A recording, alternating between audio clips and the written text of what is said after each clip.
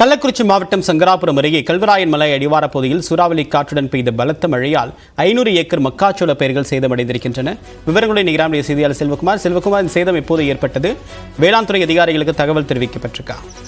வணக்கம் தேவப்பிரியன். கள்ளக்குறிச்சி மாவட்டத்தில் நேற்று முன்தினம் ஒரு சில இடங்களிலும் நேற்று மாவட்டம் முழுவதும் பரவலாக மழை பெய்தது. இதில் நேற்று பெய்த மழையில் கல்வராயன் மலை அடிவார பகுதியில் இடியுடனும் சூறாவளி காற்றுடனும் மழை பெய்ததால் கல்வராயன் மலை அடிவார பகுதியில் உள்ள கிராமங்களான மோட்டாம்பட்டி, தெத்துக்காடு, பாச்சேரி, பாலப்பட்டு உள்ளிட்ட 10க்கும் மேற்பட்ட கிராமங்களில் பயிரிடப்பட்டுள்ள மக்காச்சோள பயிர்கள் முழுவதும் சாய்ந்து பயிர் முற்றிலுமாக சேதமடைந்துள்ளது. தேவப்பிரியன், அறுவடைக்கு சில வாரங்களே உள்ள நிலையில் இந்த பயிர் மழை சேதமடைந்ததால் விவசாயிகள் கடன் வாங்கி பயிர் செய்தும் அதிக மகசூல் பெற முடியவில்லை என்ற கவலை அடைந்துள்ளனர்.